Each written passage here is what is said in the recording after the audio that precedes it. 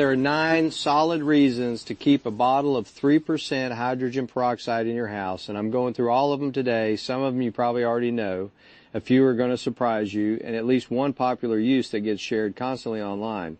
It can actually slow down healing instead of helping. So we're going to cover the real uses and the ones we're skipping, because the bad advice on this one is just as important as the good. Before we get into the 9, there are 3 things you need to know before you even open the bottle. And these matter more than any tip on the list. First, the label needs to say 3%, not 6%, not 12%, and definitely not 35%. Hair developer, industrial products, and anything sold as food grade can be dramatically stronger, and that completely changes how safe it is to handle. The phrase food grade is a purity designation. It is not permission to drink it. Poison Control has been very clear on this. Buy the plain 3% bottle from the first aid aisle.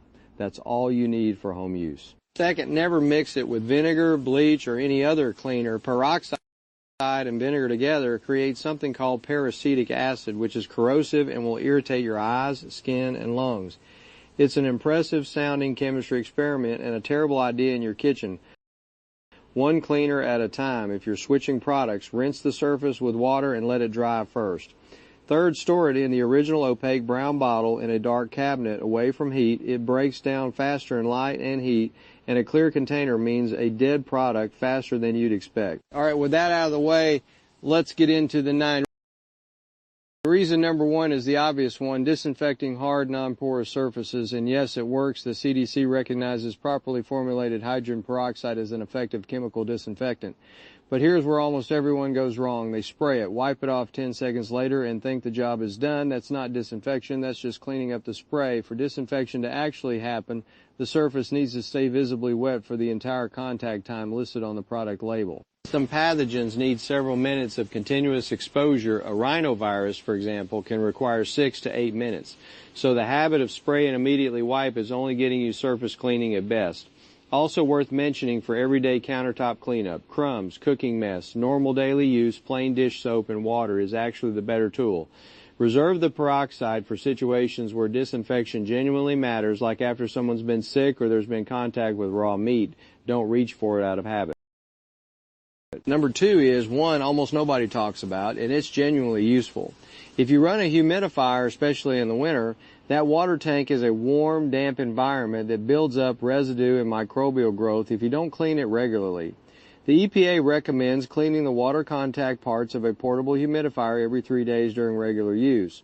When the manufacturer doesn't give you a specific cleaning method, the EPA's own guidance suggests using 3% hydrogen peroxide on those parts, then rinsing with several changes of clean water before running the unit again. The key word there is rinsing thoroughly multiple times. You're not trying to put peroxide mist into the air you're breathing, you're cleaning the tank.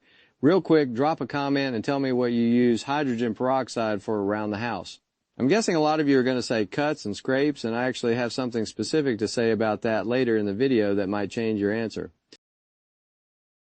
Number 3 is one of the most practical uses on this list, and most people do it in the wrong order. If you've got a blood stain on washable fabric, the move is cold water and detergent first, not hot water, because heat sets protein stains and you'll be fighting it forever.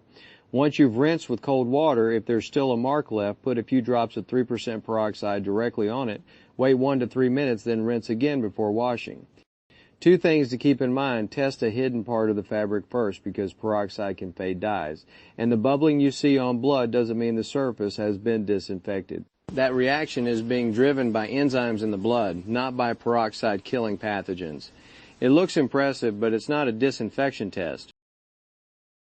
Following on from stains, peroxide also works as a mild spot brightener on whites and color-fast fabrics. It's an oxidizing bleach at low strength, so it can break down some of the molecules behind yellowing and discoloration.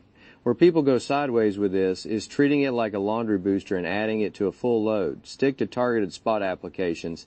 Test a hidden area. Keep the contact time short and rinse thoroughly. For whole load whitening, a commercial oxygen bleach laundry product is a better option because you actually know the dose and which fabrics it's formulated for.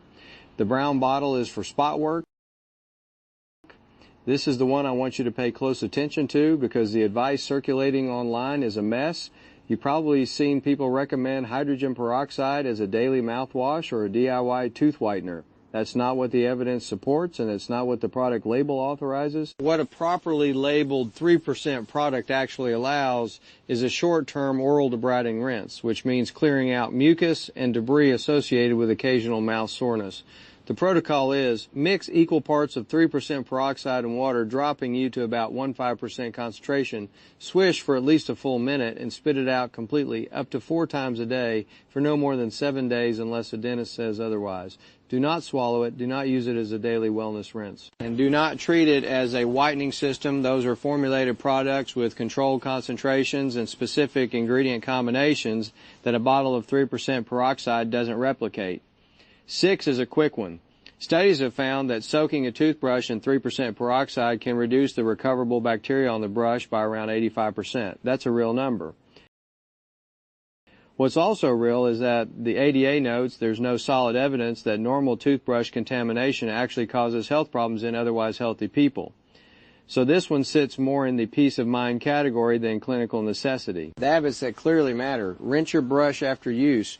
Store it upright to air dry. Don't keep it in a closed, damp container, and replace it every 3 to 4 months. If you also want to do a peroxide soak, that's a legitimate use. Just don't build your whole routine around it. 7 is another case where the social media advice is mostly right, but leaves out the most important part.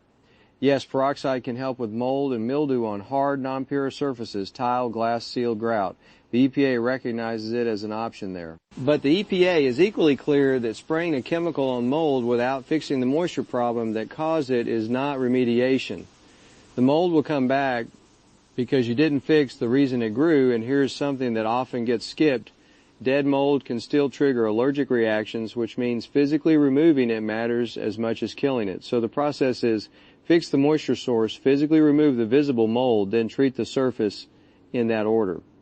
Also, peroxide is not the right tool for porous materials, drywall, insulation, carpet, or ceiling tiles. Those situations are worth getting professional eyes on. Number 8 is a narrow one, but it does have legitimate backing. Virginia Tech Extension has a documented seed treatment protocol for sprouting seeds that uses 3% hydrogen peroxide at around 140 degrees for 5 minutes as a food safety measure. Oklahoma State Extension also notes applications in greenhouse irrigation systems for algae control. What it is not is the general plant hack that social media makes it out to be. Spraying it on your houseplants or garden beds because you saw a reel about it is a different thing entirely from a measured protocol-based treatment. Concentration, timing, and crop sensitivity all matter, and getting those wrong can damage plants or disrupt the soil biology you actually need. If you're not following a specific extension or product label protocol, this one isn't the move. And number 9, the fan favorite, the skunk dog, this one actually works and has real backing from the ASPCA. The mixture is 1 quart of 3% hydrogen peroxide, a 1/4 cup of baking soda, and 1 to 2 teaspoons of liquid dish soap. Work it into the coat for about 5 minutes, then rinse thoroughly. Keep it away from the dog's eyes, nose, and mouth. It can lighten fur color, especially on darker dogs. So that's worth knowing ahead of time, and here's the rule you absolutely cannot skip. Do not make this mixture in advance and seal it in a bottle. The combination generates oxygen gas, pressure builds up, and the container can rupture. Mix it fresh, use it immediately outdoors or in a well-ventilated area, and dispose of any leftovers in an open container. This is a one-and-done prep, not something you batch ahead of skunk season. Before I wrap up, I have to address the number 1 thing people associate with this bottle, putting it on cuts and scrapes. Some older product labels still list it as a first aid antiseptic, so it's technically not a fabricated use, but modern clinical guidance has moved away from it.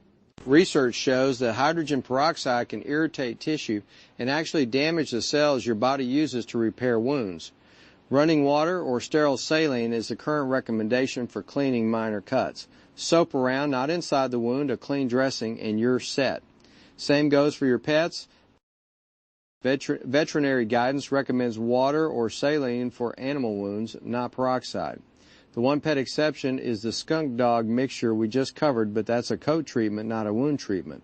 So 9 real uses, backed by real sources, and 1 popular habit worth rethinking. That brown bottle is cheap, it's genuinely useful, and it's also one of the more commonly misused things in the average medicine cabinet. Hopefully this one helps you get more out of it without any of the downsides. If you found this useful, go ahead and subscribe. I've got more videos like this coming. I'll see you on the next one.